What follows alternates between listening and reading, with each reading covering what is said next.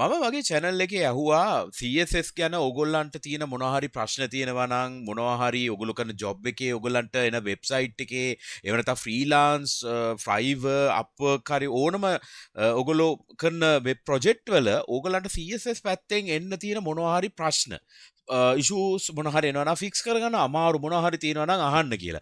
ඇත්තටම මට ලැබුණා තිබ්බා ගොඩක් messages මොනවද කරන්න ඕනේ කියලා. ඒකේ එක message එකක් මම දැක්කා මේ සෑහෙන වටින එකක්. ඒ තමයි 2 column layout එකක් අපි media queries පාවිච්චි කරන්නේ නැතුව අපි mobile responsive කරන්න පුළුවන්ද කියලා.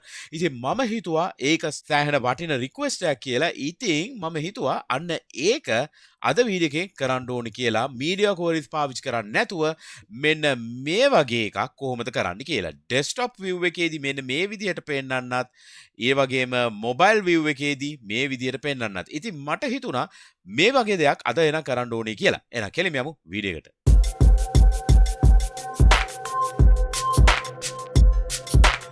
අයිබන් වගේ ෆ්‍රන්ට් එන්ඩ් යාළුවෝ හැමෝටම ඔබ මේක තුල සිටින්නේ MCodes Frontend YouTube channel එකට. channel එකට අලුත් නම් subscribe කරලා MCodes family එකට එකතු වෙන්න. හොඳයි. demo එකට කෙලින්ම යමු. අපි HTML page එකක් මෙන්න මෙතන තියෙනවා. style sheet එක embed කරලා තියෙනවා මේ විදිහට. grid row කියලා parent div එකක් මෙතන තියෙනවා. ඒක ඇතුලේ card කියලා div දෙකක් මේ ආකාරයට තියෙනවා. හරිද?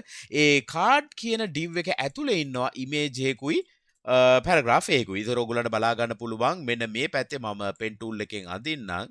මෙන්න මෙතන තියෙනවා පැරග්‍රාෆ් එක, මේ තියෙනවා image එක. ඒ දෙන්නම වට කරපු card කියන div එක තියෙනවා. ඉතින් ඔය වගේ දෙකක් තියෙනවා මෙතන. ඒක මේ ආකාරයට පෙන්වන්න කරන්න පුළුවන් මට HTML එකේ. හරිද? ඒ විදිහට දෙකක් තියෙනවා. ඊට පස්සේ ඒ දෙන්නම වට කරපු parent div එකක් ඉන්නවා මෙන්න මේ ආකාරයට. හරිද? මම මේ pen tool එක අයින් කරන්නම්. හරි. එතකොට මේකට අපි ලියලා තියෙන CSS එක මොකද්ද? මම කෙලින්ම CSS වලට යනවා style.css එක. මම මෙතන දාලා තියෙනවා global select එක. ඒ කියන්නේ margin padding ඔක්කොම අයින් කරගන්න කියලා. ඊට පස්සේ මම මෙන්න මෙහෙම එකක් දාලා තියෙනවා. මේ මොකද්ද මේ කියලා අපි බලමුද? මම මේ ආකාරයෙන් මේක resize කරපුවාම ඕගලන්ට පේනවද මේ background එක ටිකක් gradient කීපයක් එකතුවක් වගේ ඇවිල්ලා තියෙනවා. පල්හැ කමෙන්ට් එකක් දාන්න මේක මම කොහොමද කරේ කියලා ඕගලන්ට බලන්න ඕන. මොකද මේක මම CSS gradient tool එකක් පාවිච්චි කරලා තමයි CSS එක generate කරේ. ඒ ගැන වීඩියෝ එකක් ඕන නම් පල්හැ කමෙන්ට් එකක් දාන්න. ඒ වීඩියෝ එකක් ඕනයි කියලා. මම ඒ වීඩියෝ එකත් ඕගලන්ට පෙන්නන්න කොහොමද ඒක generate කරන්න කියලා. right මම මේක අඩු කරගන්න මේ ආකාරයට. හරිද? මම CSS එක දිගේ පල්ලහැට යන්නම්. මෙතන තියෙනවා grid row කියලා අපේ මේ parent div එක. හරිද? parent div එක තියෙනවානේ. ඒක ඇතුළෙන්නේ card කියලා දෙන්නෙක් ඉන්නේ. ඒතකොට මේ parent div එක මම display grid කියලා පාවිච්චි කරලා තියෙනවා gap එක දෙකයි. ඒතකොට තමයි මේ දෙන්න අතර gap එක වැටෙන්නේ. හරිද? ඊට පස්සේ මේ image එක මම මේ ලස්සන්ට හරි මැද්දෙන්න කියලා මම මේ properties ටික පාවිච්චි කරලා තියෙනවා. object fit, background size මේවා ගැනත් මම වෙනම CSS beginner tutorials වල මම මේවා කියලා දීලා තියෙනවා. ඒකත් තියෙනවා description එකේ. ඔයගලන්ට ඒවත් බලන්න පුළුවන් කොහොමද ඒවා කරන්න කියලා. ඊට පස්සේ card එකට border radius, background color, padding පාවිච්චි කරලා තියෙනවා. ඔය ටික විතරයි. හරි. දැන් තමයි interesting point එක ගැන කතා කරන්න යන්නේ. කොහොමද 2 column layout එකක් අපි mobile responsive කරන්නේ media queries පාවිච්චි නොකර. ඒක තමයි අද දවසේ challenge එක. ඒතර මේ challenge එක අපි කරන්නේ එක line එකයි. එක line එකයි. එක CSS line එකෙන් අපිට ඕක කරන්න පුළුවන්. අපිට මුකුත් framework වත් ඕනද ඒක කරන්න? media queries පාවිච්චි කරන්න ඕනද ඒකට? නෑ. මුකුත් ඕනේ නෑ. එක line එකෙන් ඒක කරන්න පුළුවන්. දැන් බලමු අපි කොහොමද මේක පේන්නේ කියලා. අපිට මේක මෙහෙම resize කරගත්තාම ඕගොල්ලන්ට පේනවා මේක පොඩ්ඩක් එච්චර ලොකු ලස්සනක් නෑ. මෙහෙම පෙවුනහම ඇත්තටම අපිට ඕන කරන්නේ මෙන්න මේ වගේ desktop එකේදී මෙන්න මේ වගේ 2 column විදියට view එකක් බලා ගන්න තමයි ඕන කරන්නේ. ඒතර mobile එකේදී මේ mobile view එක මේක හරි. හරිද? mobile view එකේදී මේක ප්‍රශ්නයක් නැහැ. මේක responsive නේ. මේ විදිහට තමයි mobile view එකේ එන්න ඕනේ. නමුත් මම මේක resize කරාම desktop view එකේදී අර විදිහට එන්න ඕනේ. හරි. කොහොමද ඒක කරන්නේ? හරි simple. one line එක line එකෙන් තමයි මේක කරන්නේ. අපි එකට දානවා grid template columns. මතක ඇතිනේ මම මේ ගැන වීඩියෝ එකක් කරා. මම description box එකේ තියෙනවා grid template grid ගැන සම්පූර්ණ playlist එක. ඒකෙත් මේ ගැන කියලා දීලා තියෙනවා. හරි. ඒ වුණාට අපි මතකයේ ආවර්ජනය කරගමු මොකක්ද අපි මේකේ කරේ කියලා. ඔයගොල්ලන්ට මතක ඇති columns කියලා අපි බෙදුවොත් 300යි 300යි අර ඒ විදිහට දාපු ගාම අපි දාන හැම div එකම ඒ ආකාරයට හදා ගන්නවා. දැන් මම මේක save කරා.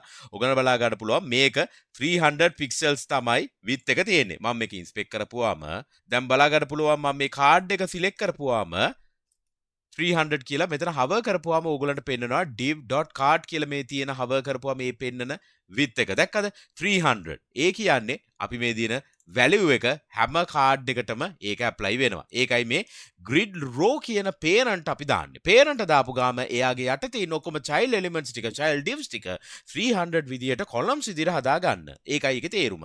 දැන් දෙන්න එක්නේ ඉන්නේ. ඒ නිසා තමයි අපි 300 300 කියලා දැම්මේ. right. දැන් එකම value එක දෙපාර තුන් පාර දාන්න ඕනේ නැහැ කියලාත් මම ඒ වීඩියෝ එකේ කියලා තියෙනවා. එහෙනම් මම මේකට දානවා repeat කියන function එක 2,300px කියලා. ඒතර මම මේ additional එක මම මෙතනින් මකන්නම්. දැන් මම මේක refresh කරපුවාම ඕගොල්ලන්ට පේනවා ඒකෙත් වෙනසක් නැහැ. ඒ දෙන්න ඒ විදිහටම පේනවා. දැන් මම මේක resize කරාම ඕගොල්ලන්ට පේනවා මේ ආකාරයට පේනවා. හොඳයි. දැන් මොකක්ද අපිට මේක වෙන්න ඕනේ? මෙහෙම රීසයිස් වුණාම මේක සම්පූර්ණ width එක ගත්තා නම් අපේ වැඩේ සාර්ථකයි. හරිද? ඒ කියන්නේ මේ div දෙක හරියට කොටස් දෙකකට බෙදා ගන්න. මේ පැත්ත හිස් තියන්නේ නැතුව. හරිද? ඕකනේ වෙන්න ඕනේ. හරි. එහෙනම් අපි ඒක කරන්නේ කොහොමද කියලා අපි නම් බලමු. මම මේක අපහු මේ විදිහට තියා ගන්නම්. right. grid template columns වල අපිට ඒකට කරන්න ක්‍රමය මොකක්ද? අපි ඒකට පාවිච්චි කරනවා auto fit කියලා. auto fit. මම මේක refresh කරනවා. දැන් ඕගලන්ට පේනවද මේ මොකක්ද උනේ කියලා? දැන් මේක මම දැන් ඇත්තටම අපි repeat කරනවා. හැබැයි ඒක හරි. නමුත් මම දෙක කියන එක මැකුවා. ඒකට දැම්ම auto fit කියලා. auto fit කරාම මොකද උනේ? automatically fit වෙන්න 300 වෙච්ච ඉඩ තියෙන වෙලාවට දැන් මොකද්ද මේ වෙන්නේ? ඔයගලන්ට තේරෙනවද මොකක්ද මම මේ වෙන්නේ කියලා? දැන් මම මේක අඩු කරපුවාම අර 300 තියාගන්න බැරි වුණාම පල්ලහැට වැටුණා. හරිද? දැන් බලන්න ආයේ මම මේක මකලා දෙක කියලා දානවා. හොද්දට බලා ගන්න වෙන්නේ මොකද්ද කියලා. මෙතන scroll bar එකක් add වෙනවා. එතකොට මම මේ scroll bar එකට කැමති වූ නැති නිසා තමයි මම මේකට auto fit කියලා දාන්නේ. මේකත් CSS වලින් අපිට දාන්න පුළුවන් නියම වැඩ කෑල්ලක්. auto fit. හරිද? auto fit කිව්ව ගාම මෙයා fit වුණොත් විතරයි එයා එතනට එන්නේ. එහෙම නැති වුණොත් එයා ඊළඟ පල්ලහැට වැටෙනවා. හරිද? ඒකත් තේරුණානේ? right. දැන් මොකද්ද ප්‍රශ්නේ? දැන් ප්‍රශ්නේ මොකද්ද? අපේ මේක දිගටම ඇදෙන්න. ඔන්න ඕක. දැන් මොකද්ද මම කරේ responsive view එකකට පැන්න එකයි. දැන් මේක full width ඇදෙන්න විතරයි තියෙන්නේ. ඔයගලන්ට තේරුණා නේද auto fit එකෙන් කරගත්තු වැඩේ?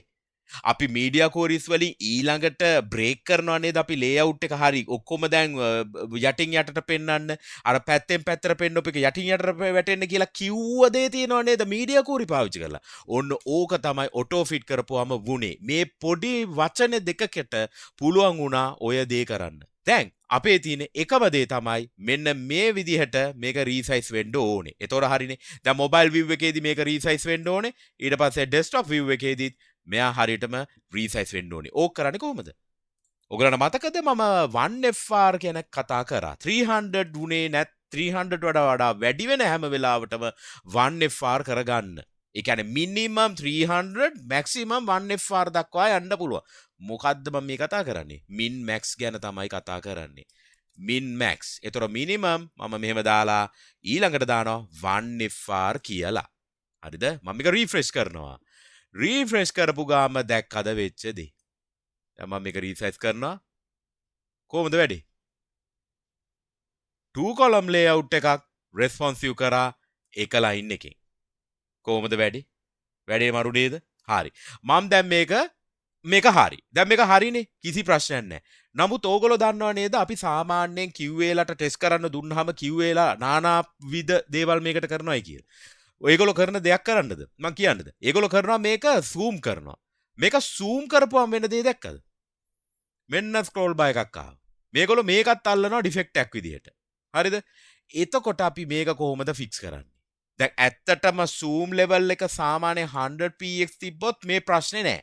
නමුත් මේක zoom කරපුවම අපි මේ QA ගැන කතා කරනවම නෙමෙයි. නමුත් මේක ඇත්තටම accessibility. අපි සමහර users ඉන්න පුළුවන් මේ විදිහට ලොකු කරලා බලන්න. ඉතින් අපි හැමෝටම හරියන්න site එක හදන්න එපානේ.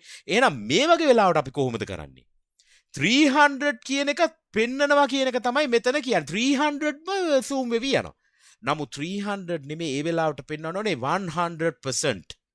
300 කිව්වහම අනිවාර්යයෙන්ම ස්ක්‍රෝල් බාර් වෙනවා. ඕගොල්ලන්ට මතකනේ ඔටෝ ෆිට් කතාවේ අපි කරේ 1F දාපු ගාම ඒක කරේ 300 වැඩි වුණු විතරක් තිබ්බහම ඊට වඩා වැඩි view එකකට ගියාම 1FR ෆුල්ම ඇදෙන්න කියලා. අන්න ඒක කරන්න පුළුවන් අපිට 100% කියලා.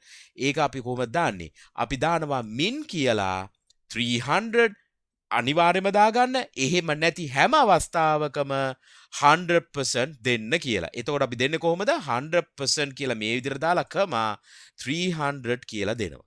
ඔන්න ඔච්චරයි. හරිද? මම මේක ආපහුම ගන්න මම මේක කීප පාරක් ලියපු නිසා එක උඩක. දැන් මෙහෙමනේ තිබ්බේ 300px කියලානේ. හරිද? මේ විදිහට තමයි තියෙන්නේ. මම ඒක ලියන්නේ min කියලා හොඳට බලා ගන්න මම ලියන එක min කියලා මෙතන ලියනවා 100% කියලා 300 කියලා වරහනේ වැහුවා. ඊට පස්සේ 1FR මම මේක පොඩ්ඩක් zoom out කරන්නම්. ඒතර ඔයගොල්ලන්ට මේ full line එක පේනවා. හරිද? මෙන්න මෙච්චරයි දැම්මේ. මම මේක save කරනවා. save කරපු ගාම කොහොමද වැඩේ වෙච්ච විදිය. දැක්කද? දැන් අර scroll bar එකක් නැහැ. අර layout එකේ ප්‍රශ්නෙත් නැහැ. දැන් මම මේක අඩු කරනවා. zoom out කරනවා. කිසි අවුලක් නැහැ. zoom in කරනවා. කිසි අවුලක් නැහැ. දැක්කද? හරි. දැන් මම මේක රීසෙට් කරන්න හරි ගානට right මම දැන් හොඳට වැඩි කරන්න අන්න. හොඳට වැඩි කරා. මම මේක දැන් වැඩි කරේ key level එකටද? මේක 500ටම වැඩි කරා. ආයෙත් එනවා මේක ඇල්ලක්. ඒ කියන්නේ අපි ලියපු කෝඩ් එක වැරද්දක්ද? නෑ.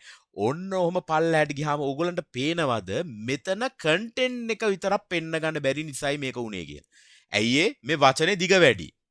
මම තවත් හොඳ ටෙක්නික්යක් ඕගොල්ලන්ට කියන්න යනවා මේ වගේ වෙලාවට කරන්න ඕනේ මොකද්ද කියලා. සමහර වෙලාවට ඕගොල්ලෝ මේ ලෙවල් එකෙන් ඕගොල්ලෝ මේක ෆික්ස් කරන්න නැතුව මේක සමහර වෙලාවට මේක ටෙක්නිකල් ලිමිටේෂන් එකක් කියලා හරි මොනවා හරි කියලා ඕගොල්ලෝ ඉෂුව එක ෆික්ස් කරා කියලා දාන්න පුළුවන් කමෙන්ට් එකක්. හරිද? නමුත් මේක ෆික්ස් කරන්න පුළුවන් මේ වගේ වෙලාවකට. හරිද? මොකද්ද මේ වෙලා තියෙන්නේ? මම බලුවොත් අපේ පැරග්‍රාෆ් එක මෙන්න මෙහෙමනේ දාලා තියෙන්නේ. මම මෙතන දානවා පැරග්‍රාෆ් ටිකට මොකක්ද දාන්නේ? ඒකට දානවා word wrap. ඒක break word. ඕක දාලා මම save කරපු ගාම දැක්කද වෙච්ච දේ. අර දිග වචනේ ඊළඟ line එකට කැඩුනා. දැන් අර issue එක තියෙනවද?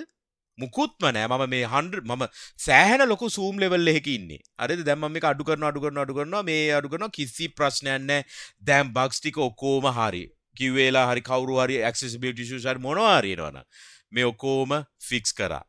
හරිද? දැන් මම මේක resize කරනවා. කිසි ප්‍රශ්නයක් නැහැ. 2 column layout එකක් mobile responsive කරා line කීයකින්ද? එක line එකකින්. එක line එකකින් කරා word wrap එක විතරක් අපි දැම්මා.